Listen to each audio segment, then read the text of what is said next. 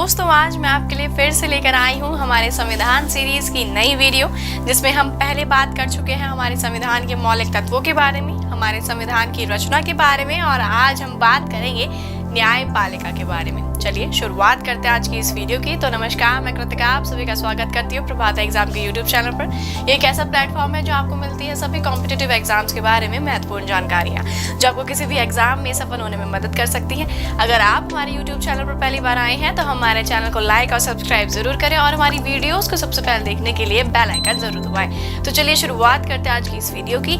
अभी तक हमने आपको बताया था कि भारतीय संविधान संघात्मक शासन प्रणाली पर निर्भर करता है, जिसमें केंद्र और राज्यों के मध्य शक्तियों का विभाजन संघात्मक संविधान का मूल तत्व है, और इसमें किसी ऐसी संस्था की आवश्यकता होती है जो स्वतंत्र एवं निष्पक्ष होने के साथ साथ केंद्र तथा राज्य सरकारों के विवादों का समाधान करने में सक्षम हो। इसलिए यह कार्य न्यायपालिका द्वारा किया जाता है। भारतीय संविधान में सभी कार्यों को सर्वोच्च न्यायालय को सौंपा गया है। संविधान के उपबंधों की व्याख्या करने का अधिकार एवं अंतिम निर्णय लेने का अधिकार सर्वोच्च न्यायालय के पास होता है। हम आपको यह बता दें कि सर्वोच्च न्यायालय सामाजिक और व्यक्तिगत कल्याण के बीच सामंजस्य स्थापित करने का कार्य करती है। साथ ही अगर न्यायपालिका के संगठन की बात की जाए तो भारतीय न्यायपालिका के सदस्यों की नियुक्ति कार्यपालिका के द्वारा ही की जाती है। इस व्यवस्था से राजनीतिक दल बंदियां गुटबाजी की बुराई को समाप्त किया जा सकता है और योग्य व्यक्तियों की नियुक्ति न्यायाधीश के रूप में की जाती है। भारत में सर्वोच्च और उच्च न्यायालयों की नियुक्ति में कार्यपालिका की प्रत्यक्ष भूमिका होती है। इसमें एक निश्चित अवधि तक वकालत करने वाले लोगों को बैठने की अनुमति भी दी जाती है। अब हमारे भारत जैसे देश में संघात्मक राज्य में सर्वोच्च न्यायालय का क्या महत्व होता है, उस विषय पर भी चलिए बात करते हैं, जिसमें हमारा सबसे पहला पॉइंट है सर्वोच्च न्यायालय। संघात्मक सरकार का एक आवश्यक अंग होता है। इसका कार्य संविधान की व्याख्या करना तथा केंद्र सरकार तथा राज्यों के मध्य अधिकार संबंधी झगड़ों का समाधान करना आदि इत्यादि आते हैं। संघीय शासन के फलस्वरूप सर्वोच्च न्यायालय यह भी देखता है कि संविधान के उपबंधों का उल्लंघन तो नहीं हो रहा, यानी किसी भी कोई रूल को ब्रेक तो नहीं किया जा रहा है। साथ ही सर्वोच्च न्यायालय राष्ट्रपति को संवैधानिक मामलों में परामर्श देने का भी कार्य करता है, और अंतिम में सर्वोच्च न्यायालय संविधान द्वारा प्रदत्त नागरिक अधिकारों का संरक्षक भी होता है। या यदि हमें जो मौलिक अधिकार मिले हैं उसका अगर कोई खनन करता है तो उसे कार्यवाही की बल और केवल न्यायपालिका द्वारा ही ली जाती है। यहाँ पर यह बात ध्यान में रखने की है कि अगर भारत में संघीय प्रणाली की स्थापना आवश्यक की गई है, लेकिन संविधान निर्माताओं द्वारा एकीकृत न्याय प्रणाली की स्थापना भी की गई है, जिसमें देश में अवस्थित सभी न्यायालय केंद्र तथा राज्य दोनों की विधियों से संबंधित मामलों की सुनवाई करते हैं, और नीचे की न्यायालयों के निर्णय के विरुद्ध ऊपर की न्यायालयों में अपील भी की जा सकती है। यानी अगर आप कोई जिला स्तर के न्यायालय में कोई केस हार जाते हैं तो उसकी आप आसानी से ऊपर की अदालत में ले जा सकते हैं। यहाँ पर आपको स्क्रीन पर एक टेबल दिखाई जा रही है, जिसमें आपको पता चल जाएगा कि जिलों में या मेट्रोपॉलिटन क्षेत्रों में किस प्रकार के न्यायालयों की स्थापना की जाती है। यह टेबल आपके लिए काफी ज्यादा महत्वपूर्ण है। अगर हम इसकी तरफ गौर करें तो पाएंगे कि उच्च न्यायालय के 2 भाग होते हैं, जिलों में और मेट्रोपॉलिटन क्षेत्रों में। जिलों के अंदर इसके 3 भाग होते हैं, वहीं मेट्रोपॉलिटन क्षेत्रों में भी इसके 3 और भाग होते हैं, जो आप आसानी से दिए टेबल में देख सकते हैं। अब बात करते हैं भारतीय सर्वोच्च न्यायालय का संगठन किस प्रकार किया जाता है। 26 जनवरी 1950 को सर्वोच्च न्यायालय की स्थापना की गई थी और 28 जनवरी 1950 को यह अस्तित्व में आया था।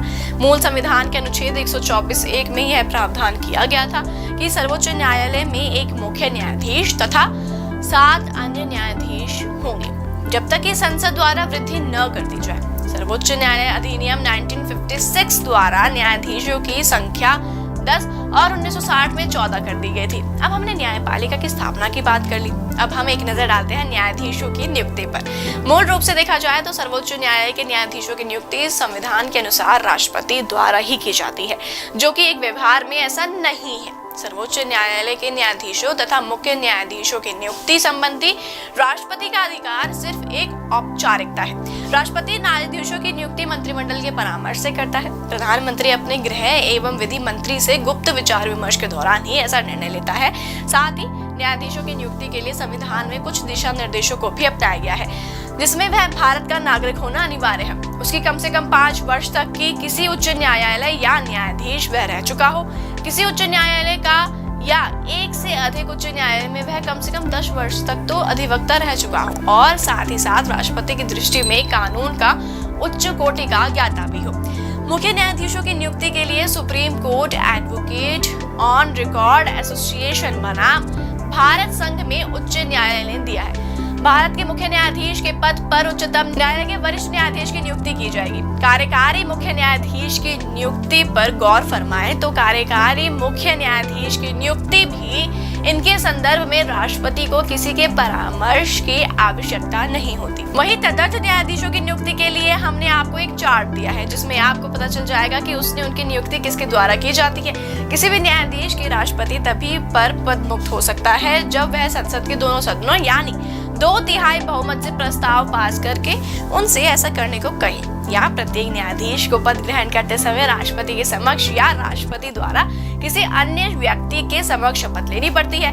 सर्वोच्च न्यायालय का कोई भी न्यायाधीश अवकाश ग्रहण कर लेने के बाद देश में किसी भी न्यायपालिका अधिकरण के समक्ष वकालत कर सकता है। अनुच्छेद 126 के अनुसार जब भारत के मुख्य न्यायाधीश का पद रिक्त हो तब न्यायालय के न्यायाधीशों में से इसे राष्ट्रपति इसके लिए नियुक्त को मुख्य न्यायाधीश का कार्य करेगा। यदि कभी राष्ट्रपति को ऐसा प्रतीत हो कि विधि या तथ्य का कोई ऐसा प्रश्न पैदा हो गया है जो सार्वजनिक महत्व का है, उक्त प्रश्न पर सर्वोच्च न्यायालय का परामर्श मांग सकता है।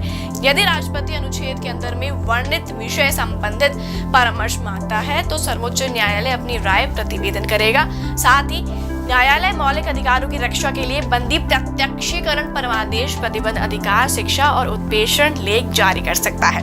सर्वोच्च न्यायालय संविधान की व्याख्या करने वाला अंतिम न्यायालय संविधान के अनुसार सर्वोच्च न्यायालय तथा उच्च न्यायालय के न्यायाधीशों की नियुक्ति करता है। इसके लिए राष्ट्रपति मुख्य न्यायाधीश तथा अन्य न्यायाधीशों से परामर्श भी लेता है और साथ ही न्यायाधीशों के वेतन भारत की संचित निधि भी दी जाती है। केवल वित्तीय संकट के समय में ही ऐसा किया जाता है। राष्ट्रपति यदि चाहे तो किसी न्यायाधीश का एक उच्च न्यायालय से दूर दूसरे उच्च न्यायालय में तबादला भी कर सकता है। तो उम्मीद करते हैं कि आपको आज की वीडियो जरूर पसंद आई होगी। अगर आप भारतीय संविधान के बारे में संपूर्ण जानकारी प्राप्त करना चाहते हैं तो प्रभात प्रकाशन लेकर आया है आपके लिए एक चुनिंदा किताब जिसका नाम है भारतीय संविधान एवं राज्य व्यवस्था। इससे आप संविधान की सारी महत्वपूर्ण जानकारियां प्राप्त कर सकते हैं। आप इसको अमेज़न या फ्लिपकार्ट पे खरीद सकते हैं या स्क्रीन पर दिए गए नंबर पर संपर्क करके आप इनको ऑर्डर कर सकते हैं। उम्मीद है आपसे फिर मुलाकात होगी प्रभात एग्जाम के यूट्यूब चैनल पर। तब तक के लिए नमस्कार।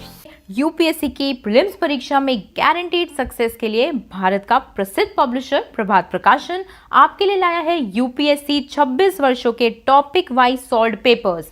आईएएस डॉक्टर मनीष रंजन की इस बुक में है एक्सप्लेन्ड आंसर्स और ट्रेंड एनालिसिस। इसके साथ ही जरूर पढ़ें यूपीएससी सीसैट जिसमें है पेपर 2 के 2011 से 2020 के सॉल्व्ड पेपर्स।